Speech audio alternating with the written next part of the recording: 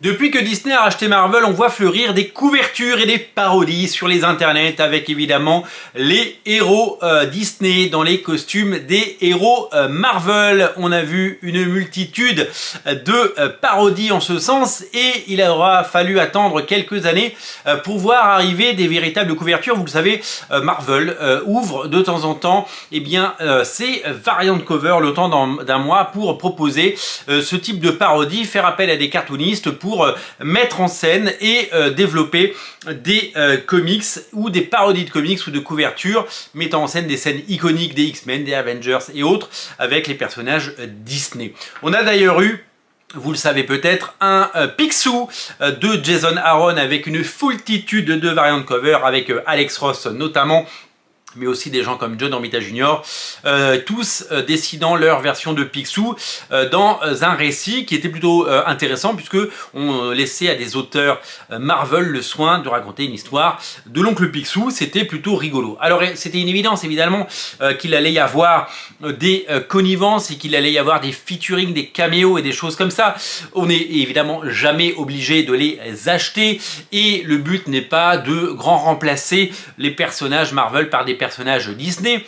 Le tout est avant tout de s'amuser. D'ailleurs, vous aurez noté que Panini Comics ne se presse pas pour éditer ses comics puisqu'il en sort quasiment tous les mois aux États-Unis et qu'ils prennent vraiment leur temps et qu'ils regardent ça de loin parce que le but n'est pas de mettre en scène ou de profiter de la notoriété de Donald Duck, de Mickey Mouse, de Dingo pour les mettre dans des comics et pour espérer en vendre. Non, le but il est tout autre et nous le comprenons avec la parution du dernier journal de Mickey. Ça faisait des années que j'avais pas acheté le journal de Mickey.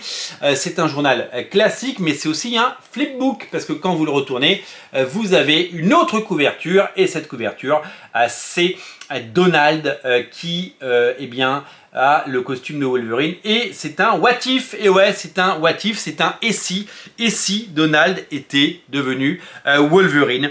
Et oui, vous ne rêvez pas, c'est exactement ce qui s'est passé et c'est exactement ce que nous sommes en train de découvrir. Alors, le journal de Mickey n'est pas édité par Panini Comics, vous l'aurez remarqué. C'est maintenant le groupe Unique Héritage depuis quelques années qui édite les parutions Mickey.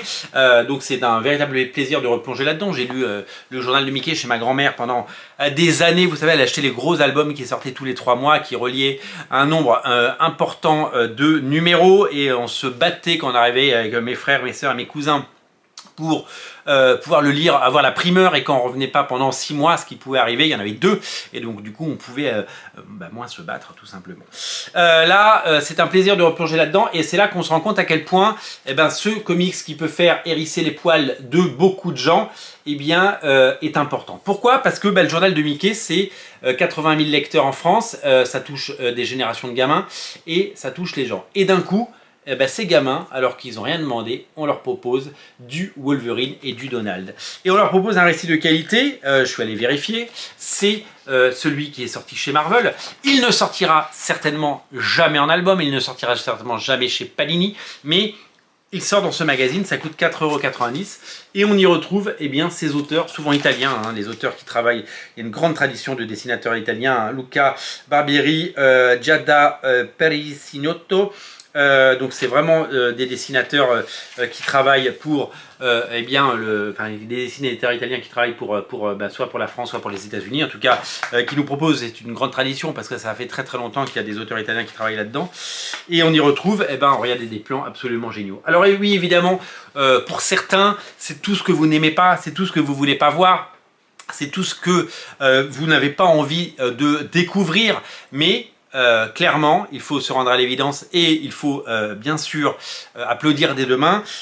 C'est un moyen fantastique de mettre des comics entre les mains. Vous le savez, Panini a malheureusement très largement abandonné le kiosque malgré quelques tentatives. Heureusement, on a du Spider-Man poche qui, je l'espère, rencontre son public. Ce serait vraiment génial que ça fonctionne. Mais le kiosque, le réseau kiosque a fondu comme neige au soleil et est devenu vraiment très petit. Et puis les conditions commerciales sont vraiment terribles pour les éditeurs, pas à leur avantage. Donc du coup, c'est très compliqué de proposer des choses. Mais quand on a un magazine qui se vend à quasiment 80 000 exemplaires et qui propose du Wolverine et qui propose donc ces contenus produits aux États-Unis et avec des dessinateurs italiens pour eh bien, un large public, et bien là, pour le coup, il se passe quelque chose d'intéressant et quelque chose de réjouissant. Et moi, je me félicite de cette initiative et je la salue et j'invite évidemment tous les parents à acheter ça et à les mettre dans les mains de leurs enfants.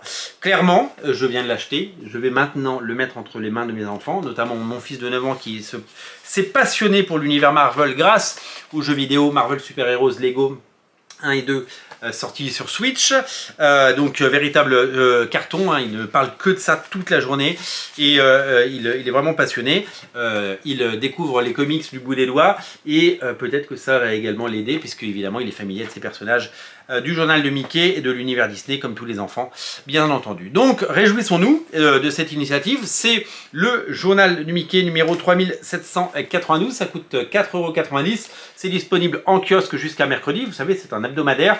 Quel plaisir de retrouver ce journal et avec ce récit à la fois bien dessiné et enthousiasmant. Regardez, c'est vraiment tout ce qu'on veut, c'est vraiment parfait pour les jeunes générations, c'est comme ça, c'est une initiative qu'il faut saluer et qu'il faut soutenir et donc je vous invite à le faire si ce n'est pas déjà fait. Merci à tous d'être aussi nombreux à regarder Radio Comics. Moi je vous dis à très bientôt, notamment je vous donne rendez-vous dans les prochaines heures pour une nouvelle émission, puisqu'il y en a 3 ou 4 sur Radio Comics, vous le savez, selon les jours. Et bien sûr, je vous invite, si ce n'est pas déjà fait, à vous abonner. Merci à tous, merci à vous. On se reparle très vite. Salut!